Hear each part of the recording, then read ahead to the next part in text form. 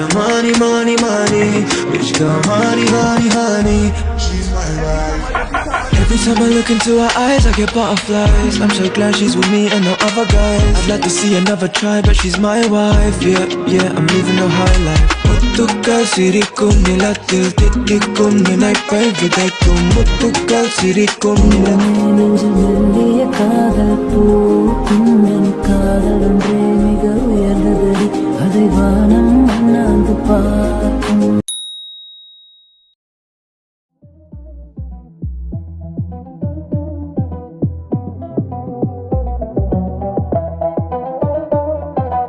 Hey guys, Assalamu alaikum and welcome back to Mushara's vlogs. எல்லாரும் எப்படி இருக்கீங்க? இன்னைக்கு சண்டே நாங்கள் எங்கே போகிறோம் என்ன பண்ணுறோம் அப்படிங்கிறத தம்ப்நெயிலே நான் உங்களுக்கு சொல்லியிருப்பேன். அதனால இந்த வீடியோவை ஸ்கிப் பண்ணாமல் பாருங்க.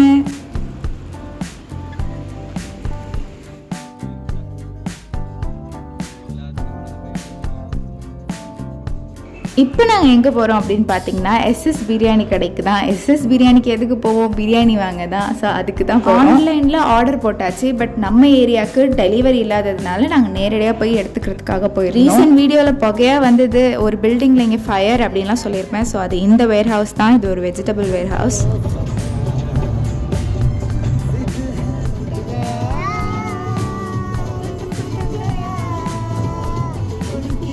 ஒரு டிப்ஸ் சொல்கிறேன். எஸ்எஸ் பிரியாணி சாப்பிடணும் அப்படின்னு தோணுச்சுன்னா நீங்கள் நேர்லேயே போய் வாங்கிருங்க. நான் சொல்கிறது நேர்லேயே ஆர்டர் போட்டு வாங்கிருங்க.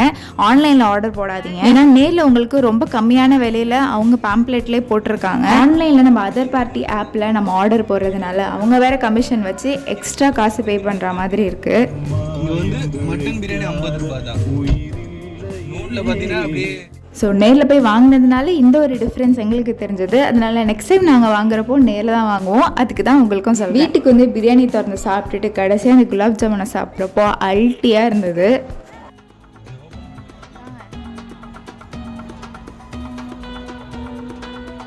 சாப்பிட்டுட்டு கொஞ்சம் ரெஸ்ட் எடுத்துகிட்டு நாங்கள் இப்போ கிளம்பியாச்சு. எங்கன்னா தேராக்கு தான். நான் கோல்ட் சூக் பார்த்ததே இல்லை. அதனால ஓகே சண்டே கோல்ட் சூக் போகலாம் அப்படின்னு சொல்லியிருந்தாங்க. எதுவும் வாங்கலாம் இல்லைங்க, சும்மா சுற்றி பார்த்துட்டு எதையாவது 1-2 போட்டு பார்க்குறதுக்காக.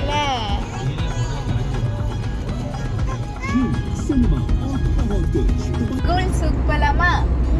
ஓகே கோல்ட் சூக்கில் பார்க்கலாம். ஃபைனலாக நம்ம கோல்ட் சூக் ரீச் ஆயாச்சு. வந்ததுலேருந்தே கோல்ட் சூக் தான் போகணும்னு நினச்சிக்கிட்டு இருந்தோம். அண்ட் ஃபைனலி அதுவும் நடந்துருச்சு. தேரா வந்தால் பெரிய பிரச்சனையே பார்க்கிங் தாங்க. சுற்றுன்னு சுற்றிட்டு 1 மணி நேரத்துக்கு அப்புறம் தான் ஒரு பார்க்கிங்கில் போட்டு வந்தோம்.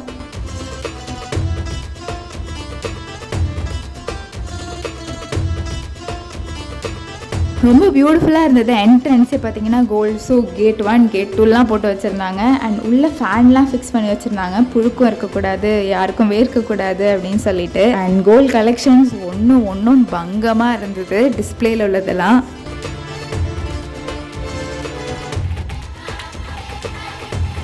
பெருசாக எனக்கு கோல்டெல்லாம் அந்தளவு இஷ்டம் கிடையாது.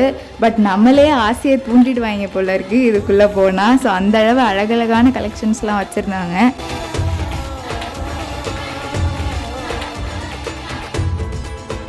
இந்த நகைகளை பார்த்து நீங்கள் என்ன நினைக்கிறீங்க அப்படின்னு சொல்லிட்டு கமெண்ட் செக்ஷனில் போடுங்க. ஏன்னா எனக்கு ஒரு செகண்ட் ஒன்றுமே நினைக்க தோணலை. என்னடா இவ்வளோ பெருசு வச்சுருக்கீங்கன்ட்டு தான் தோணுச்சு.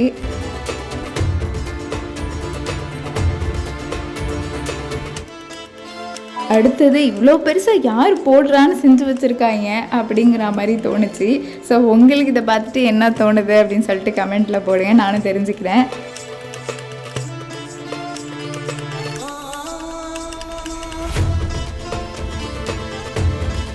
கோல்டுலேயே ட்ரெஸ்ஸு 2 பீஸ் அப்படின்னு சொல்லிட்டு வகை வகையாக செஞ்சு வச்சுருக்காங்க. இது உண்மையாக கோல்டில் தான் செஞ்சு வச்சுருக்காங்களா இல்லை ஜஸ்ட் டிஸ்பிளேக்காக வச்சுருக்காங்களான்னு கூட டவுட்டாக இருந்தது.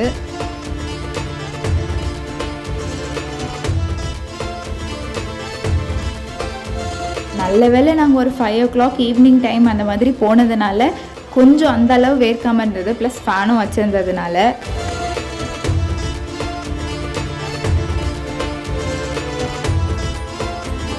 இப்படி தான் காரிடோர் இருந்தது. அங்கே ஃபேன் ஃபிக்ஸ் பண்ணி இப்படியே நடந்துக்கிட்டே இருந்தால் என்ன செய்தி, ஒரு கடைக்குள்ளே தான் பூர்வமே நகையெல்லாம் எப்படி இருக்குன்னு பார்ப்போம் அப்படின்னு சொல்லிட்டு கன்ஸ் ஜுவல்லரிக்குள்ளே நாங்கள் போனோம்.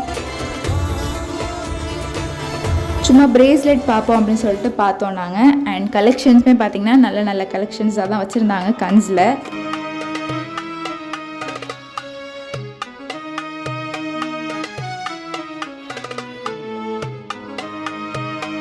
அண்ட் இதெல்லாம் கஃப் பேங்கிள்ஸ் அப்படின்னு சொல்லிட்டு வித்தியாசமாக வச்சுருந்தாங்க, நல்லா இருந்தது பார்க்குறதுக்கு. ஸோ ஒன்றா கொடுங்களேன் பார்ப்போம் அப்படின்னு சொல்லிட்டு இயரிங் செக்ஷனுக்கு போனோம். அதோட குட்டிலேருந்து பெரிய இயரிங்ஸ் வரையும் வச்சுருந்தாங்க. வெயிட்லெஸ்ஸான இயரிங்ஸும் இருந்தது, வெயிட்டான இயரிங்ஸுமே இருந்தது.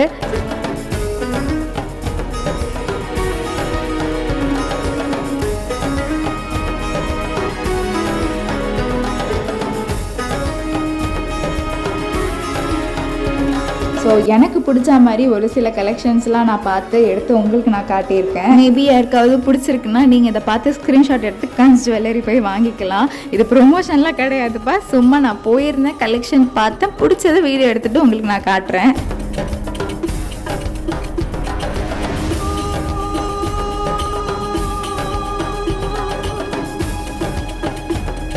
அடுத்தது அப்படியே பார்த்துட்டே போயிட்டு இருக்கக்குள்ள இந்த காப்பு எனக்கு ரொம்ப பிடிச்சிருந்தது. அதோட போட்டு பார்த்தேன், ரொம்ப அழகாக இருந்தது. அதுக்கப்புறம் இந்த லாக்கெட் மாதிரி ஒரு காப்பு வச்சுருந்தாங்க, அப்புறம் இந்த பால் மாதிரி ஒரு காப்பு வச்சுருந்தாங்க. அண்ட் இன்னும் கொஞ்சம் ஸ்பெஷலாக இந்த மாதிரி ஒரு காப்பும் வச்சுருந்தாங்க. இதுவும் ரொம்ப ப்ரிட்டியாக இருந்தது.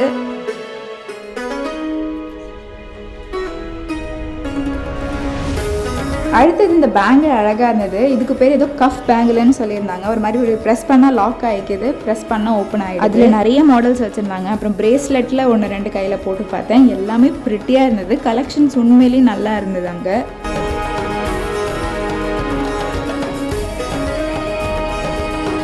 அப்புறம் அப்படியே ரிங் கலெக்ஷனை பார்த்துட்டு 1-2 டெமோ போட்டு பார்த்தேன். ஸோ ரிங் கலெக்ஷன்ஸும் ஓரளவு நல்லா தான் இருந்தது. அடுத்தது ஆப்போசிட்லேயே மலபார் இருந்தது. ஓகே, மலபார்லேயும் என்ன கலெக்ஷன்ஸ் வச்சுருக்காங்கன்னு போய் பார்ப்போன்னு உள்ளே போனோம். இங்கேயும் இயரிங் கலெக்ஷன் ரொம்ப வித்தியாசமாக இருந்தது, அதனால நான் இயரிங்ஸ் எடுத்து காட்ட சொன்னேன். ஸோ ஆன்டிக் டிசைன்ஸாக வச்சுருந்தாங்க. நம்ம இமிட்டேஷனில் இயரிங்ஸ் போடுவோம்ல, அந்த மாதிரி கைண்ட் ஆஃப் இதில் வச்சுருந்தாங்க. ஃபுல் கோல்டு மலபாரில் வச்சிடல இயரிங்ஸ் பொறுத்த வரைக்கும்.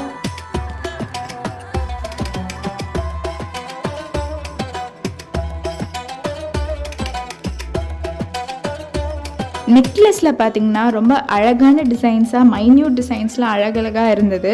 அதோட நான் 1-2 எனக்கு பிடிச்ச மாதிரி எடுத்து காட்டினேன் உங்களுக்கு. இந்த நெக்லஸ் ரொம்ப ப்ரிட்டியாக இருந்தது, இயரிங்ஸோடு வந்திருந்தது, பார்க்கவே அழகாக இருக்குல்ல.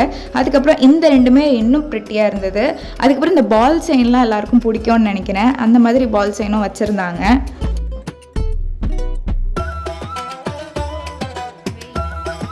டெய்லி வேர் கழுத்தில் போட்டே இருக்கிறதுக்கு இந்த மாதிரி செயின் தான் நிறைய பேர் யூஸ் பண்ணுவாங்க. ரொம்ப அழகாக இருந்தது, சிம்பிள் அண்ட் நீட்டாக. இதுக்கு பால் செயின்னு சொல்லுவாங்கன்னு நினைக்கிறேன். ஸோ நிறைய பேர் இதை போடுறதுக்கு இப்போலாம் விரும்பிக்கிட்டு இருக்காங்க.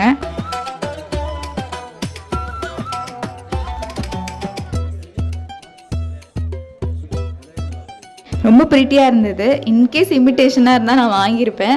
அடுத்தது அப்படியே மோதிரம் கீழே இருந்தது. சரி மோதிரம் 1-2 காட்டுங்க அப்படின்னு சொல்லிட்டு மோதிரத்தையும் பார்த்துட்டு இருந்தேன்.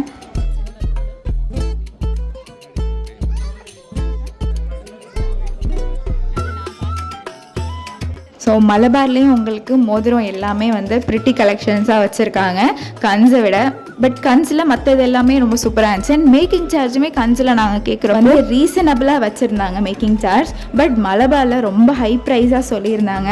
அதனால நம்மளுக்கு நகை கடைக்கு போயிட்டு வந்ததுனால ஓரளவு ஐடியா கிடச்சிச்சு நம்மளுக்கு. ஸோ எங்கே போனால் எவ்வளோ கிடைக்கும், எங்கே போனால் என்னென்ன வாங்கலாம் அப்படிங்கிறத ஒரு ஐடியாவோடு நாங்கள் வந்தோம் வீட்டுக்கு.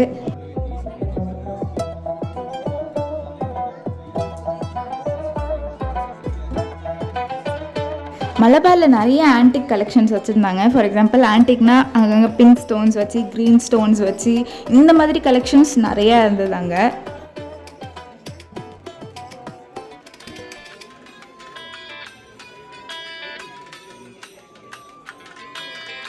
விற்கிற விலைவாசிக்கு இவ்வளோ பெரிய கோல்டை பார்க்குறப்பே யப்பா இதெல்லாம் எப்படா வாங்குறது அப்படிங்கிற மாதிரிலாம் தோணிக்கிட்டு இருந்தது.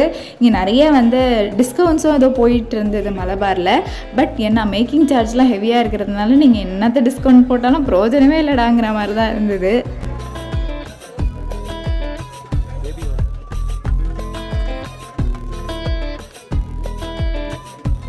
அடுத்தது கீழே பார்த்தீங்கன்னா அப்படியே வளையல் இருந்தது. சரி ருசைனாக்கு குட்டி குட்டி வளையல் போட்டு பார்ப்போம் அப்படின்னு சொல்லிட்டு அப்படியே வளையல் நாங்கள் அவள் கையில் போட்டு பார்த்தோம். ரொம்ப ப்ரிட்டியான வளையல் தான் இருந்தது. நல்ல வேளை அவளுக்கும் ஃபிட்டாக மேடமும் காமிச்சாங்க. ஏன்னா மேடம்க்கு இதெல்லாம் ரொம்பவே பிடிக்கும். அவங்களும் ஒன்று ஒன்றா காமிச்சிக்கிட்டு ரொம்ப க்யூட்டாக வந்து பிஹேவ் பண்ணிட்டு இருந்தாங்க.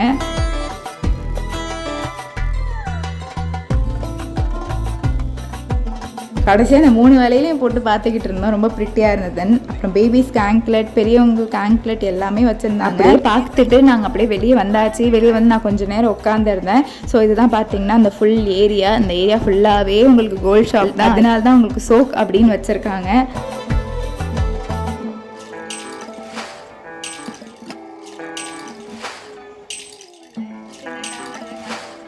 கோல்ட் சூக் போயிட்டு நாங்கள் கொஞ்சம் நாலேஜ் கெயின் பண்ணிட்டு வந்தோம். எங்கே வாங்கலாம், எங்கே வாங்கக்கூடாது, எங்கே மேக்கிங் சார்ஜஸ்லாம் ஜாஸ்தியாக இருக்குது அப்படின்னு சொல்லி உங்களுக்காக தான் நாங்கள் கோல்ட் சூக் போய் புதுசாக எக்ஸ்ப்ளோர் பண்ணோம். அண்ட் இதுதான் எனக்கும் ஃபர்ஸ்ட் டைம் எக்ஸ்பீரியன்ஸ். கோல்ட் ஷாப்புக்கு சும்மா உள்ளே போயிட்டு ஒரு கோல்டையாக போட்டு பார்த்தது. இதுவும் ஒரு மாதிரி பயங்கர த்ரில்லிங்காக இருந்தது. ஸோ வீடியோ பிடிச்சிருக்கோம் அப்படின்னு நான் நம்புகிறேன். மறக்காமல் என் சேனலுக்கு லைக், ஷேர் அண்ட் சப்ஸ்கிரைப் பண்ணிக்கோங்க. பாய்.